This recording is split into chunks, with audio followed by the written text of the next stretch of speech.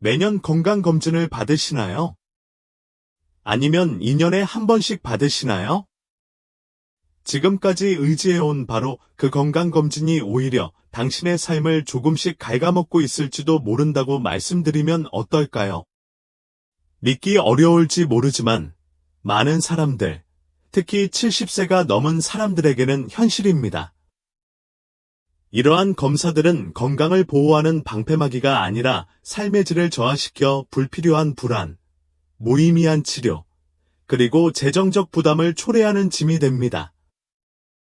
지금 당장 알아야 할 진실이 있습니다. 서부의 메이오 클리닉이라 불리는 명문 의대의 한 연구에 따르면 70세 이상 노인의 68%가 불필요한 검사를 받고 있으며 이로 인해 부정확한 진단과 부적절한 치료가 이루어지고 있습니다.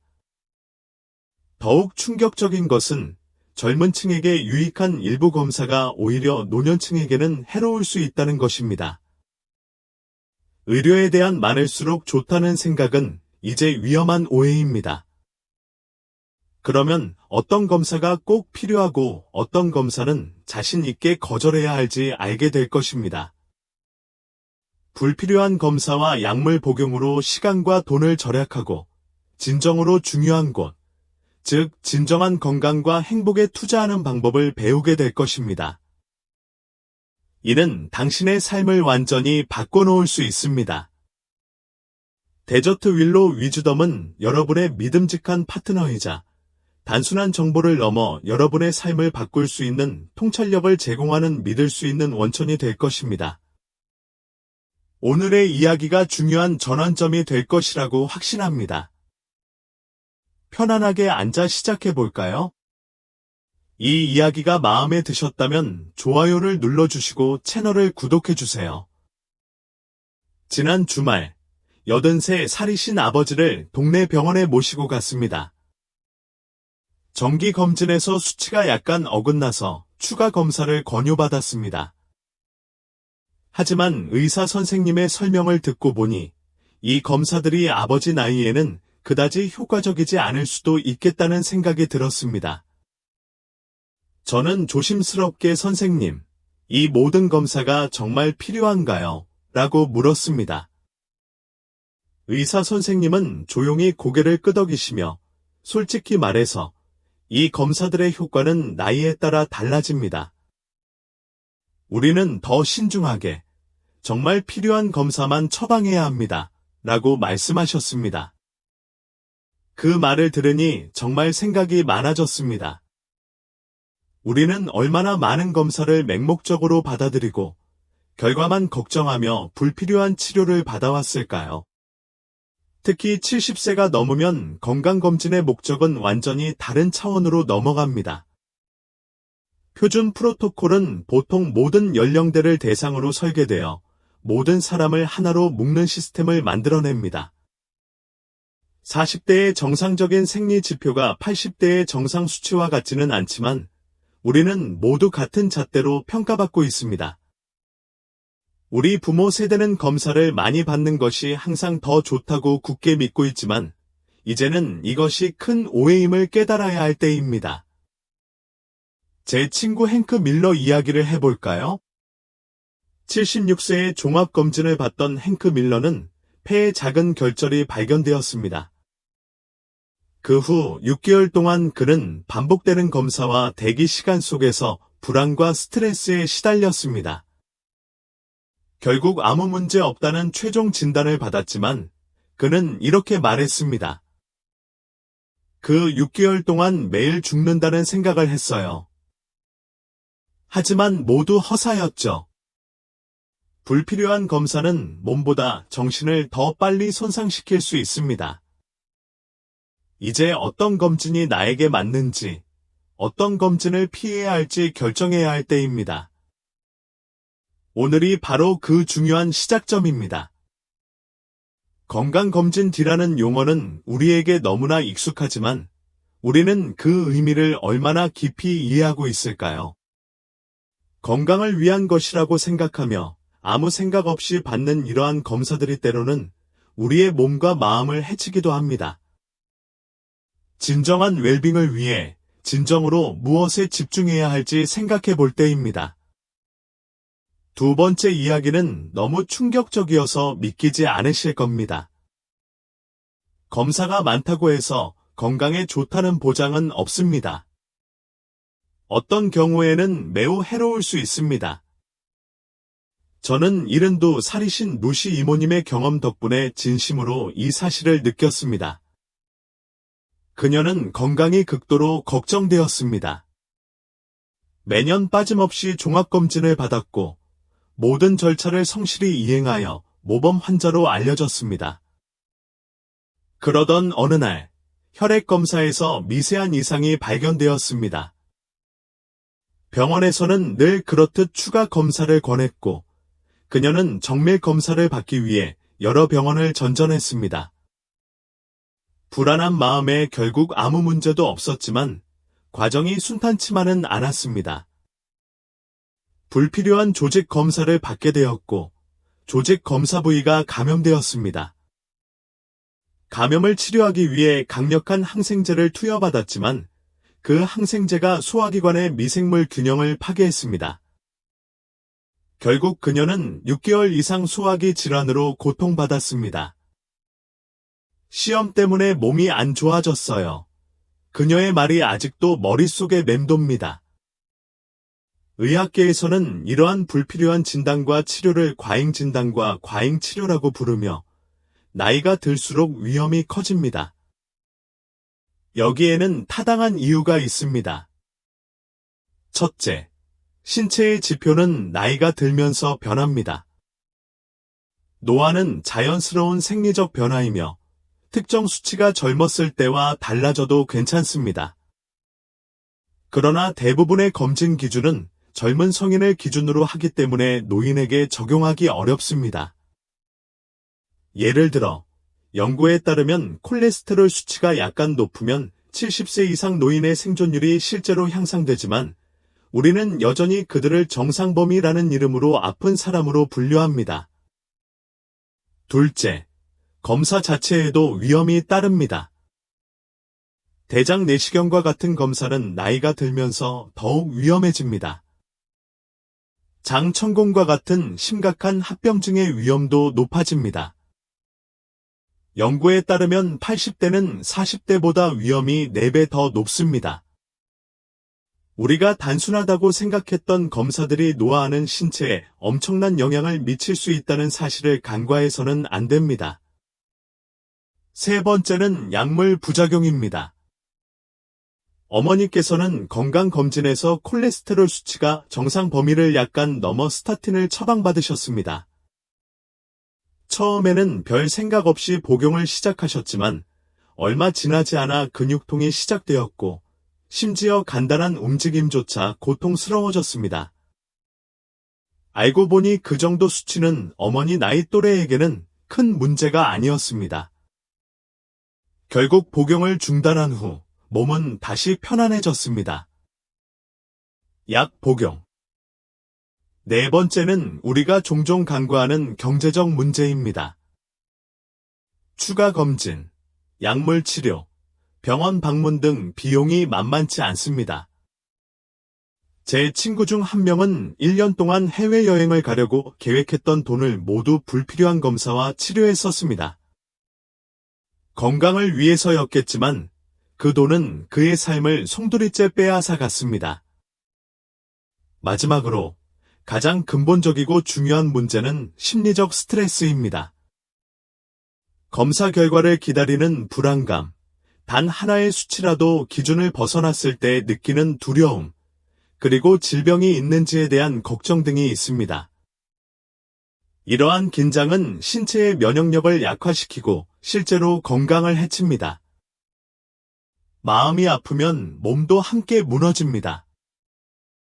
이러한 불안은 어떤 치료보다 더 무겁고 파괴적인 고통이 될 수 있습니다. 그렇다면 70세 이후의 삶에서 정말 필요한 검사는 무엇일까요? 모든 검사를 중단해야 한다는 말이 아닙니다. 오히려 진정한 예방과 회복은 몸에 정말 필요한 검사만 신중하게 선택하고 자신에게 맞는 건강 기준을 찾는 것입니다. 불필요한 검사에 시간을 낭비하지 않고 그 에너지를 삶의 질 향상에 집중할 수 있다면 그것이 현명한 노년 건강 관리의 핵심입니다. 나이가 들면서 몸은 조용하지만 확실하게 변화를 겪습니다. 이러한 변화에 현명하게 대처하려면 몸의 소리에 귀 기울이고 관리가 필요한 부분을 꼼꼼히 살펴보는 것이 중요합니다. 하지만 모든 검사를 맹목적으로 받는다고 건강을 지킬 수는 없습니다. 정말 중요한 것은 어떤 검사가 필요한지 파악하고 꾸준히 하는 것입니다. 제가 알려드릴 5가지 검사는 노년기 건강을 유지하는 데 꼭 필요한 검사입니다. 첫 번째, 혈압을 측정합니다. 고혈압은 아무 증상 없이 조용히 찾아오다가 갑자기 뇌졸중이나 심장마비로 이어질 수 있습니다. 그래서 저는 매일 아침 아버지의 혈압을 측정하고 기록합니다. 처음에는 귀찮은 일처럼 느껴졌던 이 습관이 이제는 하루를 시작하는 중요한 의식이 되었습니다. 아버지께서는 또한 아침에 혈압을 재면 숫자만 봐도 내 몸 상태를 알 수 있다라고 말씀하십니다. 그리고 제 하루는 그렇게 시작됩니다. 두 번째, 당뇨병 검사. 당뇨병은 신체의 다양한 합병증을 유발할 수 있으며 노년의 삶의 질을 크게 저하시키는 주요 질환입니다. 다행히 조기에 발견하면 약물 치료와 생활 습관 개선으로 충분히 관리할 수 있습니다. 제 이웃인 스미스 씨는 75세에 당뇨병 진단을 받고 매일 아침 30분씩 걸었습니다. 그 결과 약 없이도 1년도 채 되지 않아 혈당이 정상으로 돌아왔습니다. 그의 말은 정말 기억에 남습니다. 걷기 시작한 후 잠도 더 잘 자고 기분도 좋아졌어요. 사실 당뇨병은 제 삶을 바꿀 수 있는 기회였습니다. 제3골밀도 검사, 특히 폐경기를 겪은 여성의 경우 골다공증 위험이 급격히 증가합니다. 뼈가 약해지면 작은 충격에도 쉽게 부러질 수 있으며 이는 장기간의 침상 안정이나 심지어 생명을 위협하는 상태로 이어질 수 있습니다. 저희 어머니는 67살에 골다공증 진단을 받으셨고 그 이후로 칼슘과 비타민 D 보충제를 복용해 오셨습니다. 이제 78살이 되신 어머니께서는 여전히 똑바로 걷고 계단을 오르내리실 수 있습니다. 어머니의 꾸준한 건강은 건강의 기둥이 되었습니다. 네 번째, 청력 및 시력 검사를 받았습니다. 나이가 들면서 감각기관이 점차 약해지는 것은 자연스러운 일이지만 이러한 변화를 무시하면 외부 세계와 단절되어 고립, 우울증, 심지어 인지 기능 저하로 이어질 수 있습니다. 삼촌의 청력이 악화되었지만 처음에는 보청기 착용을 주저했습니다. 괜찮아요. 아직 들리는데 귀찮을 뿐이에요. 오라고 말했습니다. 하지만 가족과의 대화가 줄어들기 시작했고 얼굴에는 어두운 그림자가 드리워졌습니다. 결국 보청기를 착용했고 얼굴에 미소가 돌아왔습니다. 말하는 단어 수도 하나둘씩 돌아오기 시작했습니다. 제5우울증 선별검사. 노년기에 겪는 우울증은 단순한 기분 변화로 간과되는 경우가 많습니다. 아버지께서 돌아가신 후 어머니는 밤새도록 불면증에 시달리셨고 의욕이 눈에 띄게 떨어지셨습니다. 처음에는 가족들은 어머니가 나이가 드신다고 생각했습니다. 하지만 우울증 선별 검사를 통해 정확한 진단을 받고 상담과 치료를 받은 후 어머니의 눈은 다시 맑아졌습니다. 처음에는 제가 우울증을 앓고 있다고는 상상도 못했습니다. 그저 나이가 들어서 그런 거라고 생각했습니다. 하지만 치료를 받고 나서 세상이 다시 밝아지기 시작했습니다. 이 5가지 검사는 단순히 질병을 발견하기 위한 것이 아닙니다. 더 중요한 것은 인생의 후반기를 더욱 편안하고 풍요롭게 보내기 위한 준비 과정이라는 점입니다. 모든 검사를 받을 필요는 없지만 이 필수적인 검사들을 가볍게 여기지 마세요. 건강검진은 모든 사람에게 동일한 기준으로 적용되어서는 안 됩니다. 개인의 건강 상태, 가족력, 생활 습관을 고려한 맞춤형 계획이 필요합니다. 예전에 만나셨던 존슨 씨가 78세 때 제게 하신 말씀이 아직도 기억납니다. 부모님 두 분 다 심장병으로 돌아가셔서 심장검진은 꼭 받습니다. 하지만 암검진은 더 이상 받지 않습니다. 제 몸이 감당할 수 있는 한계는 제가 가장 잘 압니다. 이처럼 가장 아름답게 늙어가려면 더 많은 것을 없애는 것보다 더 정확하게 선택하는 법을 배워야 합니다. 이것이 바로 진정한 건강을 유지하는 지혜가 아닐까요? 중요한 요소 중 하나는 가족입니다. 직계 가족, 즉 부모나 형제자매 중 특정 질병을 앓은 사람이 있다면 단순한 정기검진보다는 그 질병에 대한 검사를 더욱 심도 있고 신중하게 진행해야 합니다. 제 경우 가족 중 대장암 환자가 있어서 정기적으로 대장 내시경을 받습니다. 한편 다른 유형의 암검진에 대해서는 의사와 충분히 상의하여 필요한지 판단하고 모든 검사를 다 받는 것이 반드시 좋은 것은 아니라는 것을 깨달았기 때문에 검진 횟수를 조정했습니다. 더 큰 위험이 될 수 있는 질병에 집중하는 것이 시간과 에너지를 더 현명하게 사용하는 방법이라는 것을 깨달았습니다. 생활 습관 또한 건강의 필수적인 요소입니다. 예를 들어 평생 흡연을 해왔다면 폐 관련 검사를 빼놓을 수 없습니다. 또한 야외 활동을 자주 하고 햇빛에 많이 노출되는 생활을 한다면 피부암 검진을 고려해 보는 것이 좋습니다. 아버지는 40년 동안 목수로 일하셨습니다. 먼지가 많은 환경에서 오랫동안 폐를 사용하셨기에 몸이 기억하기 때문에 지금도 폐 검사를 받으십니다.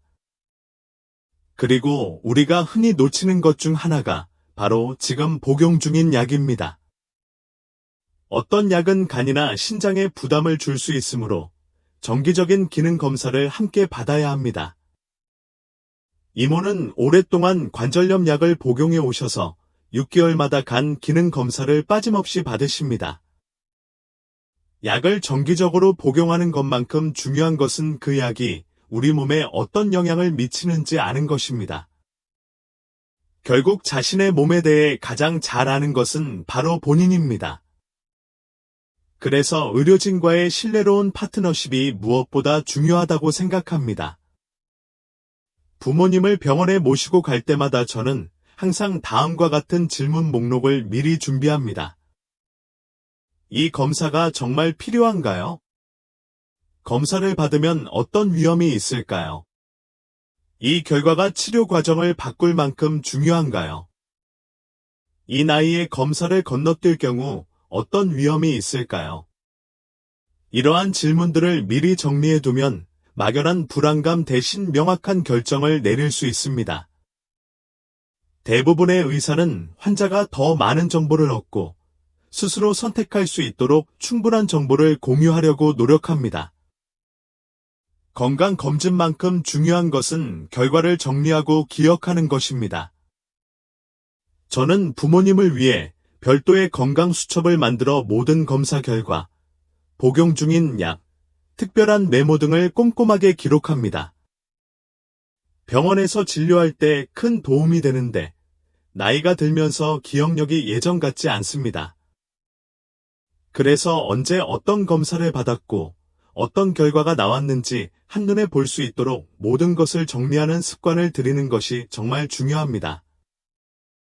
하지만 오늘은 건강검진 그 자체보다 더 중요한 것, 바로 일상생활, 즉 매일 어떻게 살아가는지에 대해 이야기해 보려고 합니다.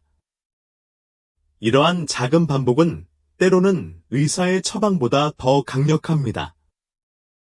믿기 어려울지 모르지만 연구에 따르면 70세 이후에는 일상적인 건강 습관이 정기검진보다 삶의 질에 더 큰 영향을 미친다고 합니다. 이웃 사촌 윌리엄스 씨 생각이 납니다. 92세인 그는 비가 오나 해가 뜨나 매일 아침 3번씩 공원을 산책합니다. 하루도 거르지 않으시죠? 어느 날 그분이 제게 이렇게 말씀하셨습니다.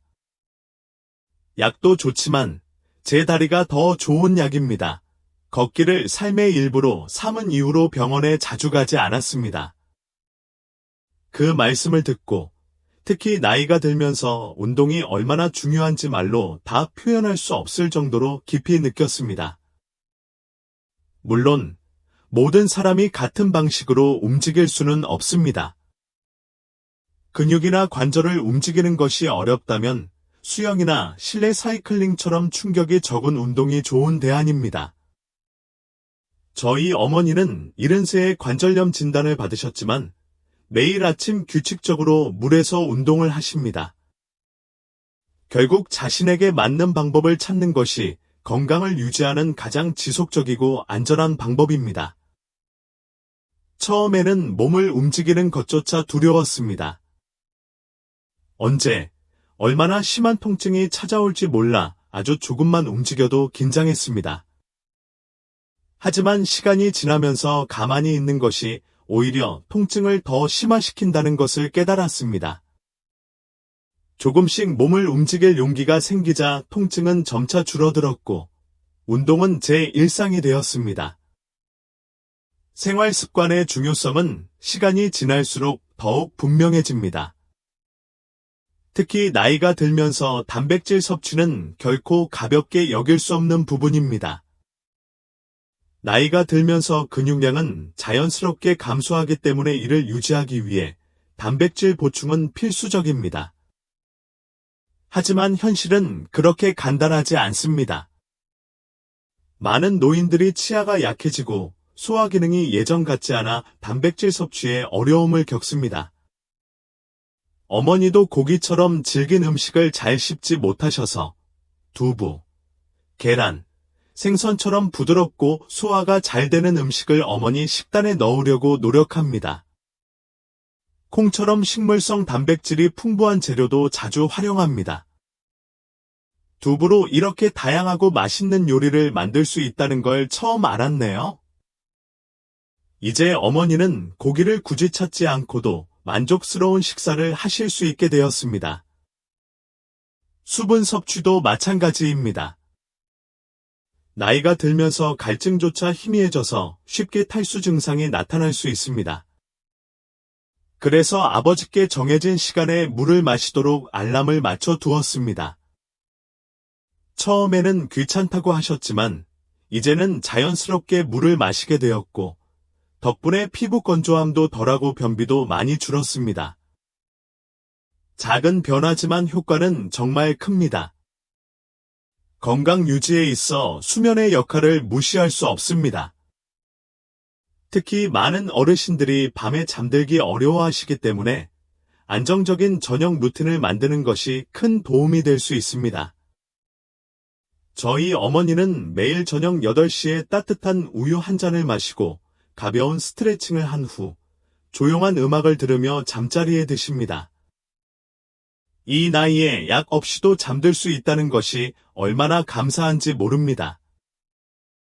저녁 루틴이 약보다 낫습니다. 이 말에는 오랫동안 불면증과 싸워오신 시간과 지금의 평화에 대한 감사가 가득 담겨 있습니다. 인간은 무엇보다도 사회적 동물입니다. 아무리 건강을 잘 관리하더라도 외로움에 휩싸이면 마음의 병이 곧 몸에 영향을 미칩니다. 실제로 연구에 따르면 사회적 고립은 흡연만큼이나 건강에 해롭습니다. 어머니는 77살의 지역 합창단에 들어가셨습니다. 처음에는 망설이셨지만 새로운 친구들과 함께 노래하고 공연을 준비하면서 새로운 활력을 얻으셨습니다. 노래는 다시 젊어지는 기분을 느끼게 해줍니다. 함께 웃고 때로는 실수도 하지만 서로에게서 배우고 기쁨을 나누는 것은 정말 좋습니다. 저는 그 웃음에서 어머니의 두 번째 젊음을 보았습니다. 이 모든 이야기를 돌이켜보면 이른 이후의 건강관리는 단순히 질병을 피하는 것만이 아닙니다. 신체적 건강뿐만 아니라 정신적 안정과 사회적 연결까지 포괄하는 통합적 접근 방식이 필요하다는 것을 깨닫는 것이 첫 번째 단계입니다. 제가 한 요양원에서 본 웰니스 프로그램이 좋은 예입니다. 담당자는 참가자들이 매일 아침 일어나자마자 전날 밤의 기분, 활력, 통증, 수면의 질을 간단한 일기 형식으로 기록한다고 말했습니다. 덕분에 참가자들은 자신의 몸 상태에 훨씬 더 민감해졌고 작은 변화도 놓치지 않았다고 합니다. 부모님과도 이 방법을 시도해 보았어요. 처음에는 아버지가 웃으시며 난 학생도 아닌데 왜 일기를 써야 해? 라고 말씀하셨죠. 하지만 몇 주가 지나자 아버지가 먼저 펜을 잡으셨어요. 어떤 날 잠을 잘 못 자는지는 알겠어. 라고 말씀하셨죠. 문제는 커피를 마신 날들이었어. 아버지는 자신의 몸을 이해하고 생활 습관과 연결시키시면서 자신의 건강을 돌보는데 더욱 자신감을 갖게 되셨어요. 이처럼 작지만 꾸준한 실천은 인생의 어느 때보다 자신을 더 자세히 들여다볼 필요가 있는 노년기에 큰 의미를 지닙니다. 아주 작은 움직임이든 컵이 흔들릴 때든 일기에 한 줄을 쓸 때든 말입니다. 저는 TV를 늦게 보거나 카페인을 마실 때마다 뒤척이는 것을 느꼈습니다. 그 불편한 밤들을 보낸 후 마침내 몸이 보내는 미묘한 신호에 귀 기울이기 시작했습니다. 놀랍게도 이러한 미묘한 깨달음 하나하나가 값비싼 건강검진보다 더 큰 의미를 지니고 있었습니다.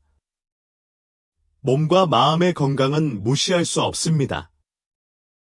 오늘날처럼 바쁘고 복잡한 세상에서 스트레스 관리는 진정한 건강 관리의 핵심입니다. 제 친구 중 한 명은 76살에 명상을 시작했습니다. 처음에는 눈을 감고 가만히 앉아 있는 것조차 힘들었어요. 5분도 너무 길었죠. 온갖 생각이 머릿속을 맴돌아서 전혀 집중할 수가 없었어요. 그 친구는 이제 하루 20분씩 명상을 합니다. 마음이 차분해지니 몸도 안정되고 혈압도 눈에 띄게 좋아졌어요. 라고 그는 말합니다. 그 특별한 시간을 통해 그는 평화를 되찾았고, 이제는 마음의 평화와 함께 몸의 안정도 되찾고 있습니다. 예방 중심의 건강관리도 빼놓을 수 없습니다. 아무리 건강해 보여도 위험은 언제나 조용히 찾아올 수 있습니다. 낙상을 예방하기 위해 집을 꼼꼼히 점검하고 독감, 폐렴, 대상포진 같은 질병에 대한 적절한 예방접종을 받고 치아와 잇몸을 관리하는 것까지 모든 것이 노년을 훨씬 더 안전하고 편안하게 만들어줍니다. 저희 집에서는 부모님을 위해 욕실에 미끄럼 방지 매트를 깔고 벽에 튼튼한 난간을 설치했습니다. 조명도 부드럽고 밝은 색상으로 바꾸었습니다. 이제 저는 이러한 작은 변화가 큰 사고를 예방할 수 있다는 것을 경험으로 확신합니다. 장수의 비결 중 하나는 바로 삶의 목적을 갖는 것입니다. 단순히 숨쉬고 하루를 견뎌내는 것이 아니라 무엇을 위해 사는지 스스로 아는 것입니다. 어머니께서는 73살의 삶의 의미를 찾으셨습니다. 지역 초등학교 아이들에게 책을 읽어주는 자원봉사를 시작하셨습니다. 아이들이 제 이야기를 듣고 반응해주면 정말 행복해요. 아직도 누군가에게 필요한 존재라는 걸 느낄 수 있거든요.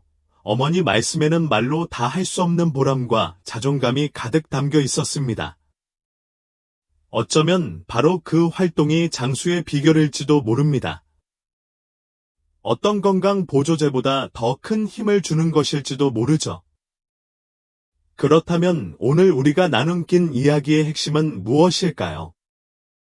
건강검진이 노년에 접어들면서 무의미해지는 것이 아니라 그 의미가 근본적으로 바뀐다는 것입니다. 젊었을 때는 질병을 조기에 발견하고 신속하게 치료하는 것이 가장 중요했다면 인생 후반기에 접어들면서 얼마나 오래 사느냐보다 어떤 삶을 사느냐가 더 중요해집니다. 제 친구 피터슨 씨의 이야기가 그 대표적인 예입니다. 88세였던 어느 날, 대장암 검진 결과 이상 소견이 발견되었고, 의료진은 대장 절제 수술을 권했습니다. 하지만 피터슨 씨는 자신의 현실과 삶의 우선순위를 깊이 고민한 후, 수술보다는 증상 완화에 집중하기로 결심했습니다. 긴 회복 기간을 견뎌내지 못하고 남은 시간을 병원 침대에 누워 보내고 싶지 않습니다. 지금 할 수 있는 일을 하며 살고 싶습니다. 라고 그는 말했습니다. 솔직히 처음 그 말을 들었을 때는 정말 충격적이었지만 시간이 지나면서 그의 결정을 이해하게 되었습니다. 그는 그 후 2년 동안 병을 잘 이겨내고 손주들과 더 많은 시간을 보내고 평생 꿈꿔왔던 시애틀 여행까지 떠났습니다. 고통스러운 치료를 견뎌내는 대신 자신만의 방식으로 밝게 빛나며 인생의 마지막 장을 마무리했습니다. 결국 그는 건강의 진정한 의미는 단순히 수명을 늘리는 것이 아니라 좋아하는 일을 계속할 수 있는 힘을 유지하는 것임을 보여주었습니다. 어머니께서 말씀하십니다.